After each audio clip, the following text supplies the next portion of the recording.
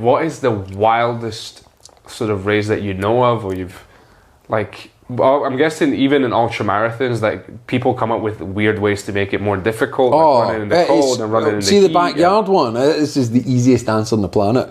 Like, so see the backyard, it's like the creation of this guy, and he is like a legend in the sport. His name's Lazarus. His name's Gary Cantrell, right? But he was called Lazarus Lake. And he, I don't know if you've ever My guy's got a running name.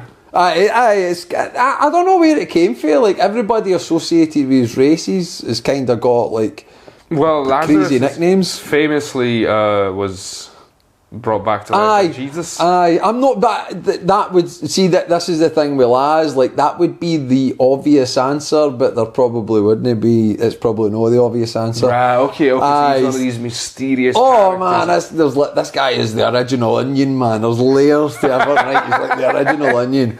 But so he's like, him and his buddies, right, they're in like Tennessee, and there's like this Frozen Head National Park, and there was like a big state penitentiary, a big jail in it.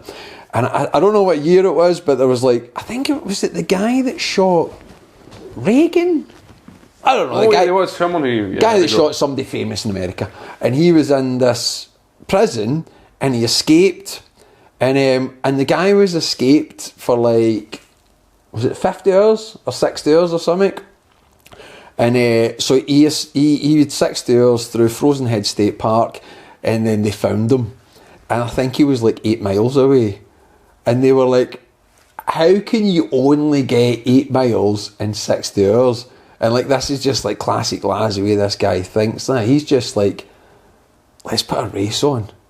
Let's put a route on, and people need to run around Frozen Head State Park, and we'll pick the most difficult route we can find, and we'll just see who can do it. And it just evolved over like years and years and years. And there was like a Netflix documentary that made it really famous and brought everything to light. It was the race, Barkley Marathons, the race that eats its young. And it's evolved into this thing now, right? So I can't enter the Barkley Marathons because I don't know how. So to enter the Barkley Marathons, I need to figure out how to enter the Barkley Marathons. Go on. I just need to figure it out. But like, what way is it? I don't know. Some people figure it out, some people don't. But like, what's the challenge about entering a marathon? But it's not a marathon. This is Laz, right? It's not a marathon. Okay, tell me. You need to apply on a certain day by writing a letter to Laz to an address, and he needs to get it on that day or something. Something like that, right? And then he goes through all these letters, and then he'll pick 40 people, right? So every year 40 people get a condolence letter back saying, condolences, you've been selected to run the Barkley Marathons. And then there's like this, I really hope you have got the wisdom not to take the place, you will fail, And the whole thing is basically based on, and it's a lot of Laz's stuff is like this, it's all based on seeing how far humans can go, what humans are capable, and that's the whole basis of the backyard thing, right? Yeah. It's like, how far can a human being keep going until they cannot go anywhere? And it turns out at the moment it's 108 hours, 440 miles or some crazy thing. Is that the longest someone's run? That was that weekend there, guy Harvey Lewis, was it? Harvey Lewis, that's his name. He won it, 108. That's like the backyard record. So that's the longest a human being's, well, as that records go, has ran for 108 hours. So then you get your spot. So then you get into like a super secret squirrel group, and you get a date to go to Frozen Head State Park, and you give Laz a registration plate for a car, and if it's your first time, you also give him is it fags? You give him cigarettes.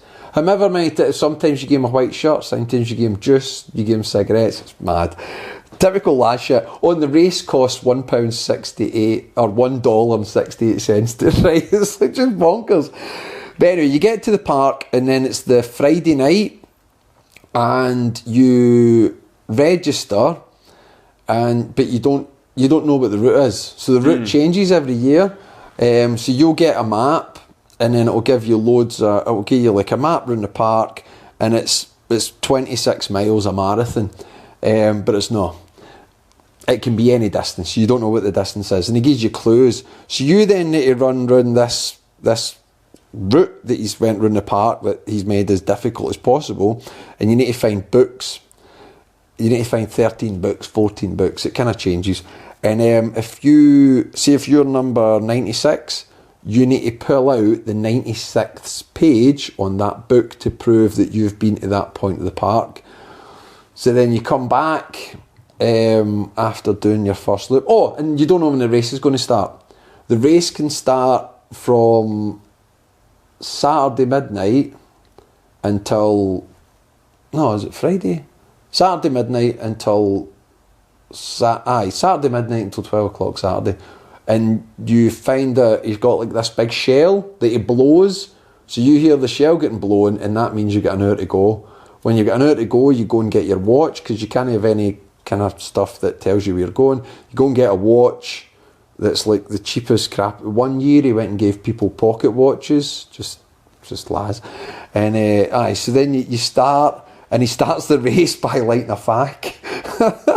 So you go and find your 13, 14 pages, however many it is, and you go in, and you need to give him the 13 or 14 pages, and if you don't have all your pages, then that's you, it doesn't count. So that's like the first loop, which is 26 miles, or 20 miles he calls it, because it's meant to be a 100-mile race, but it's not. And then... So it's just like, not only, this is like specifically set up to mindfuck you. Oh, every single aspect of it, everything is designed to fuck with to your make willpower. it more difficult. To just mess you not around. even more difficult, just sometimes it's just even like, just to make you go, what? What like, the fuck? Just confuse you. What the fuck? But then, so you've got 60 hours to do 5 loops. So you do the first loop, and then the second loop might be in the same direction, and by this point you've now been up for about over a day, and then you might do a loop in a different direction, and like this is like some serious heavy navigation and storms in the night, because he does it kind of around about March, April time, and the weather over there's pretty rough then in the park. And so you then need to do this like 5 loops, which gives you a finish, or you can do 3 loops, which is a fun run, or you can do like 1 loop, which probably like quite a lot of people do, just do 1 loop, and they usually fail on the second. But even in that, right, I'd never realised this before, but it's designed that way as well, to psychologically try and get people to quit. Because what happens is, you go to Barkley and you get a Barkley loop done. So you've done a loop at Barkley, so you've then got something. So see, when you're knackered, right, and it's the weather's brutal and you're just in agony, because like you get cut to shreds and stuff with all these crazy bushes and all that you need to get through, and it's like really remote. So then you've got your Barkley loop, haven't you? So like your brain's like, I've got something, I can quit. So then but you don't, and you go out and you do the second loop. But the second loop, you don't get anything. It's not worth the fuck, is it? Right? So you either quit in the second loop, which a lot of people do, or you manage to get into the third loop. So then the third loop classes as a fun run. So then again, you've got something. But then when you get into the fourth loop's not worth it. So like after your third loop, it's dead easy to say to yourself, well, I've got a fun run, I can just quit now. And even that is designed to just mess with your head and try and get you quick. So, what's the most insane, crazy race out there? It's got to be the Barkley Marathons. It's got to be. It's got to be, man. It is mental. I was lucky enough that I got to go twice. So, like, the same guy I did Cape Wrathway, he managed to get into Barkley. This is a crazy thing, man. Like a friend of mine was in Barkley, and I didn't even ask him how he entered, and he never told me. And it's just that there's so much secret and shrouded in Barkley, and you need to earn it, and it's mad. And it's just, I don't know, it's just normal. It's like the whole Barkley thing. But like I was lucky enough, I got to go twice, but they do in September each year. They do like a race for regular people. and it's called the Barkley Fall Classic, and I was actually there last month, September.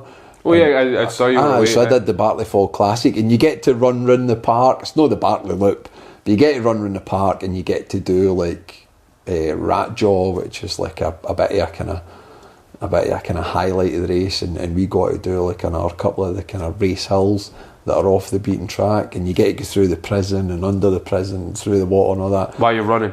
Aye. But it's only one loop. It's like, I think we did about 35 miles or something. That was pretty cool, man. That was pretty cool. In fact, I enjoyed it so much that the race entry opened like the week after we got back, and me and my pal who were in it, like, we just joined straight back up. And I feel like you could do a really badass film where it's like you're doing this Barkley Marathon thing, and there's a serial killer trying to kill one of the races one at a time, and he's also one of the runners. Oh, they don't need to, man. Like the park does that for you, honestly, man. Like, but I feel like it would be a really cool style for like a horror film. With something very different. Aye. I'm actually surprised the horror genre is not picked up on the whole. There's running. Endurance running. Because that would be quite spooky as well, isn't it? Like you're out in these remote trails and stuff like that, and somebody starts killing runners. There's the other thing, I was like, there's got to be something with delivery drivers, man. If we're just talking horrors, like, I feel like it's the perfect horror genre.